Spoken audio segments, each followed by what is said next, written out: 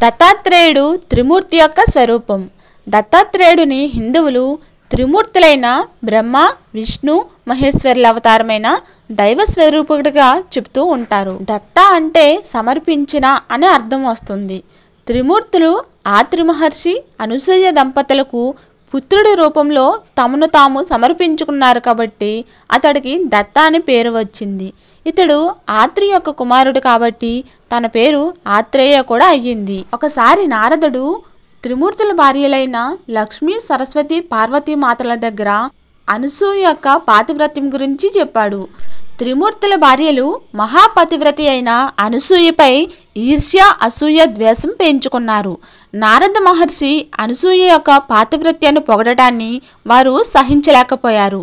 వారి భర్తల దగ్గరకు వెళ్ళి ఆ అనసూయ ఆశ్రమానికి వెళ్ళి ఆమె యొక్క పాతివ్రత్యాన్ని భగ్నం చేయమని ప్రార్థించారు. త్రిమూర్తులు ఎంత వాదించినా సరే వారు పట్టించుకోలేదు.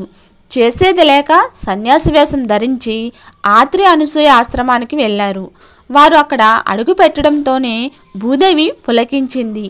అక్కడ ఉన్న ప్రకృతి మొత్తం కూడా ఆ త్రిమూర్తులన్నీ పులకరించిపోయింది.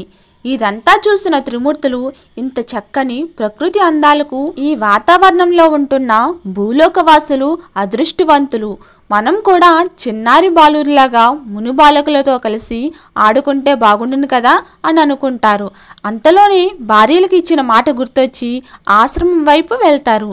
గృహస్థురాలుగా ఆత్రి మహర్షికి సేవలు చేస్తూ అతిథి అభ్యాగతులను ఆదరిస్తూ ముల్లోకాలను అబ్బురపరుస్తున్న అనసూయను చూడగానే త్రిమూర్తులు ముగ్ధులయ్యారు. వారిని సాదరంగా ఆహ్వానించింది అనసూయ. స్వాగత సత్కారాలు అనంతరం భోజనానికి రమ్మని పిలిచింది. వడ్డించడం ప్రారంభిస్తున్న సమయంలో అనసూయతో దుస్తులు ధరించకుండా నగ్న రూపంలో వడ్డిస్తేనే తాము భుజిస్తామన్నారు ఆ త్రిమూర్తులు. ఆ మాట విని అనసూయ నివ్వెరపోయింది. ఆ తర్వాత కళ్ళు మూసుకొని తన ప్రత్యక్ష దైవమైన భర్తకు నమస్కరించుకుంది. ఆమె జ్ఞాననేత్రం తెరుచుకుంది. సన్యాస రూపంలో ఉన్నది త్రిమూర్తులని తెలుసుకుంది. వారి అంతర్యం ఏంటో గ్రహించిన అనసూయ, ముల్లోకాలను ఏలే సృష్టి, స్థితి, లయకారకులైన వీరు యాచకులలా వచ్చారా? వీరిని తృప్తిపరిస్తే ముల్లోకాలు కూడా ఆనందింపచేసిన భాగ్యం నాకు కలుగుతుంది కదా అని ఆలోచిస్తుంది.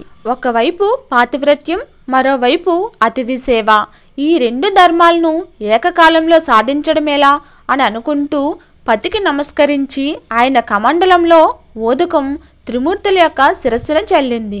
వెంటనే ఆ ముగ్గురు కూడా పసిపిల్లలాగా మారిపోయారు. వెంటనే అనసూయలో మాతృత్వం పొంగి ఆ ముగ్గురు బాలురకు ఆకలి తీర్చింది. ఇంతలో ఋషికన్యలు, ఋషి బాలురు కలిసి మెత్తని పూల పానుపులు వేయగా వారికి జోలపాడుతూ నిద్రపుచ్చింది.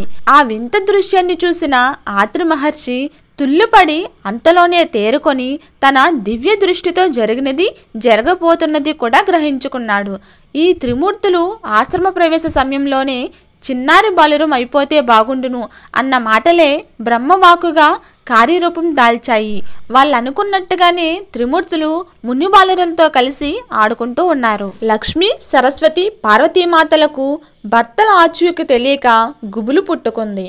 అంతలో దేవర్షి అయిన నారదుని వల్ల ఆత్రి మహర్షి ఆశ్రమం ముందు జరిగిన వింత ఏంటో తెలుసుకున్నారు. దానితో అనసూయపై ఏర్పడిన ఈర్ష్య, అసూయ, ద్వేషాలు పటాపంచలయ్యాయి. వెంటనే వారి స్వరూపాలతోనే అనసూయ ఆత్రముని ఆశ్రమానికి చేరుకున్నారు. అప్పటికి త్రిమూర్తులను ఊయలలో పడుకోబెట్టి జోల పాడుతూ ఉంది అనసూయ. ఈ ముగ్గురమ్మలను చూసి సాదరంగా ఆహ్వానించింది. తమకు పతిభిక్ష పెట్టమని అడిగితే మీ భర్తలను గుర్తించి తీసుకెళ్ళండి అని చెప్తుంది అనసూయ.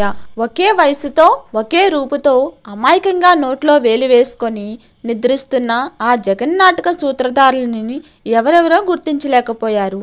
తల్లి, నీ పాతివ్రత్య దీక్షను భగ్నం చెయ్యాలని ఈర్ష్య, అసూయ, ద్వేషాలతో మేము చేసిన తప్పును మన్నించి మా భర్తలకు దయతో వారి వారి స్వరూపాలను ప్రసాదించమని ప్రాధేయపడతారు. అప్పుడు అనసూయ మాత తిరిగి పతిని తలుచుకొని కమండలోదకమును తీసి త్రిమూర్తులపై జల్లటంతో మళ్ళీ వారి స్వరూపాలను సాక్షాత్కరించారు.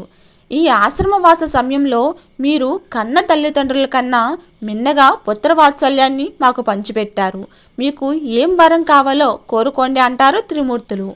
ఈ పుత్రవాత్సల్య భాగ్యాన్ని మీకు మీరుగా ఇచ్చారు. అది మాకు శాశ్వతంగా ఉండేలాగా అనుగ్రహించండి అని వరం కోరుకుంటారు ఆత్రి మరియు అనసూయ. శ్రీ మహావిష్ణువు, బ్రహ్మ, శివుడు వారి వారి అంశాలను దత్తనారాయణుడికి ఇచ్చారు.